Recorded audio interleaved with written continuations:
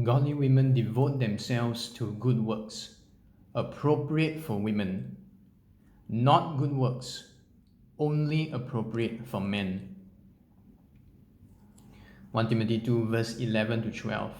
A woman in quietness, let her learn in all submission. But to teach, I am not permitting a woman, nor to exercise authority over a man. Rather, she is to be in quietness. This is a literal translation for these two verses.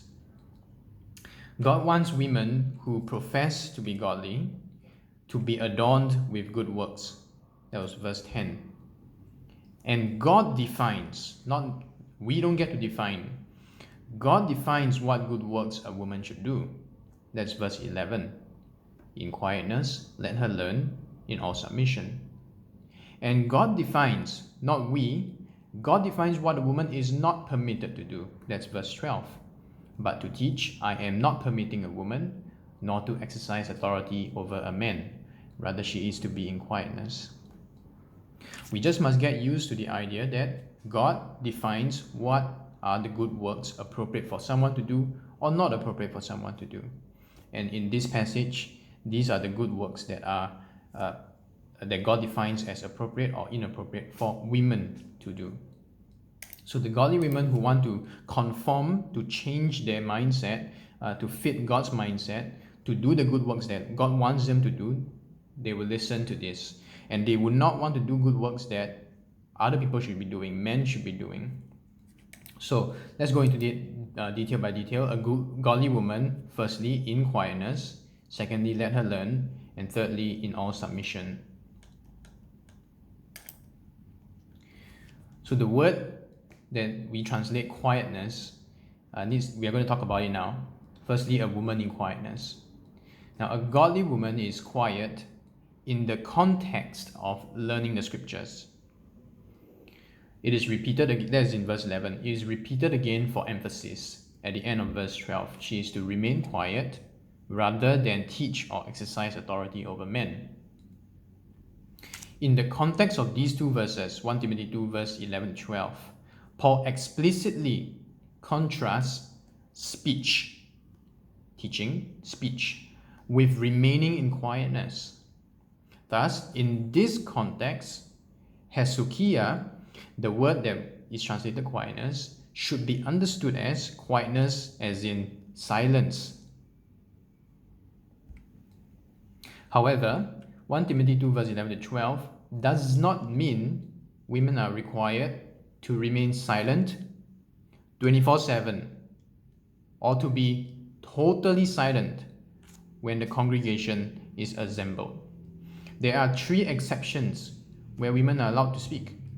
Exception number 1, women are permitted to pray or prophesy in private or in public in the assembled congregation, as long as she covers her head with a shawl. That's from 1 Corinthians 11 verse 2 to 16. That's the first exception. Women can pray or prophesy. Second exception, older women are to teach younger women to be loving wives, submitting to their husbands, and loving mothers to their children. It's from Titus chapter 2 verse 3 to 5. Exception number 3, women are to teach children the scriptures. That's from 2 Timothy chapter 1 verse 5, 2 Timothy chapter 3 verse 14 to 15. So women may serve in all kinds of ways, including the 3 ways I just stated, but women are not permitted to teach or exercise authority over a man. Instead, she should be in quietness, that is, silence. She should learn. She should be in all submission. Some claim that quietness means quiet demeanor, a quiet attitude, instead of quietness as in silence, not speaking. They claim that quiet demeanor should be the meaning in these two verses. That's not true. The translation quiet demeanor, quiet attitude is potentially misleading because it may imply that women may not teach men in a non-quiet demeanor or attitude, but women may teach men in a quiet demeanor or a quiet attitude. That's not what Paul means. This translation with quiet demeanor may wrongly imply that women may not teach men in a loud voice, but women may teach men in a quiet voice, gentle voice. Women may not teach men in a harsh tone, but women may teach men in a gentle tone. Women may not teach men in a pushy manner, but women may teach men in a persuasive manner. Women may not teach men by declaring the answers, telling you this is what the verse means. But women may teach men by asking leading questions. On and on.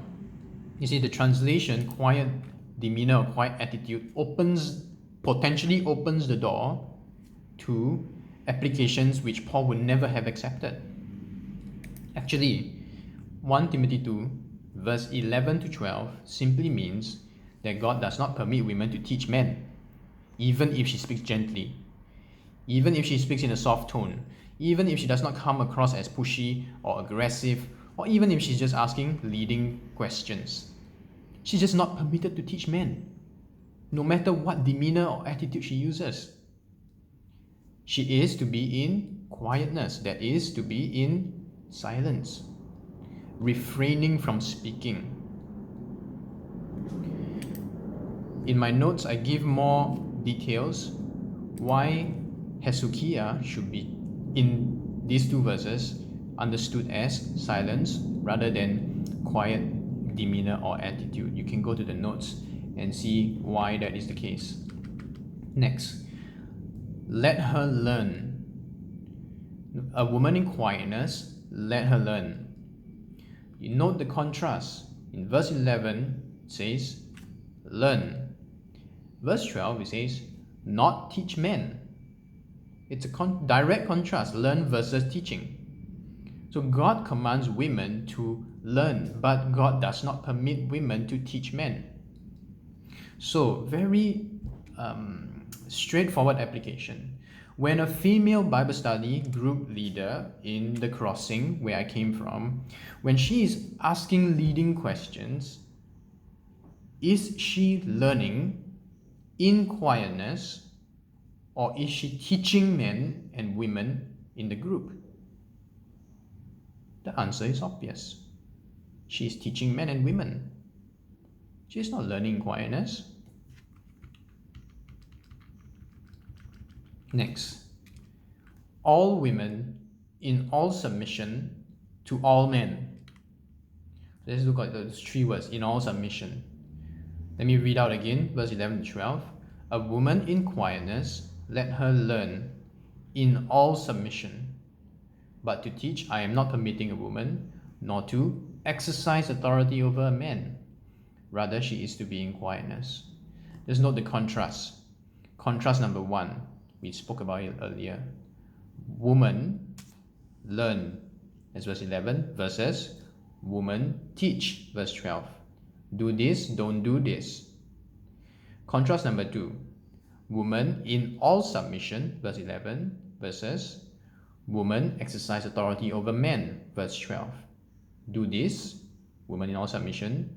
Don't do this, woman exercise authority over men. You can see there's a very clear contrast between here and here. Do, don't do. Learn, don't teach. In all submission, don't exercise authority over men. Now, Paul did not write, do not exercise authority over her own men, that is, her husband. He did not write, do not exercise authority over your husband. That's not what he wrote. So Paul was not talking about the relationship between wives and husbands in these two verses. People who claim that just never studied the issue clear enough, in detail enough. Paul also did not write, do not exercise authority over the male elders. He did not write that. So Paul was not talking about the relationship between the women in the congregation and their male elders. He's not saying women in the congregation, submit to your male elders. Only submit to them. That's not what he's saying. Paul contrasted woman in all submission, verse 11, versus woman exercise authority over men. Men in general, verse 12. So Paul was talking about the relationship between all women and all men. Not wives versus husbands. Not women in the congregation versus their male elders. No, all women, all men. That's the relationship we're talking about here in these verses. So, woman is not permitted to exercise authority over men, any men.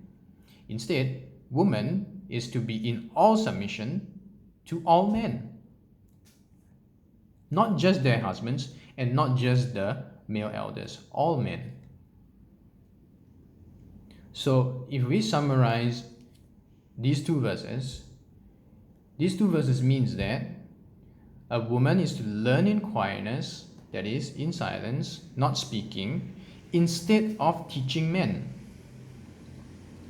Woman is to be in all submission to all men, not just their husbands, not just the male elders, all men.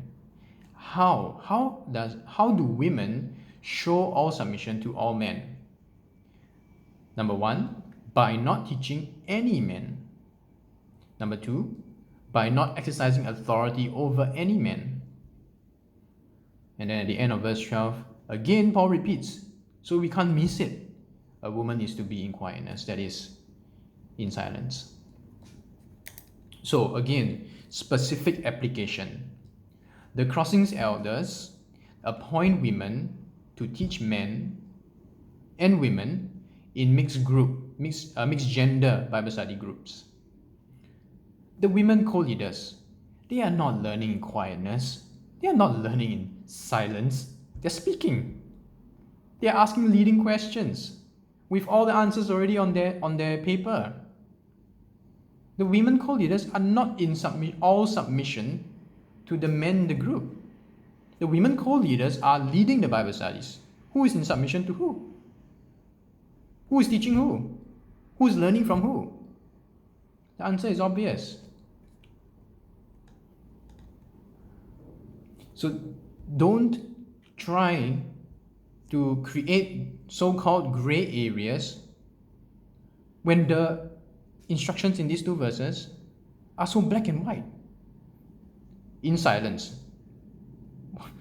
What kind of gray area are you going to work with that? How are you going to produce a gray area from that instruction? Learn, don't teach.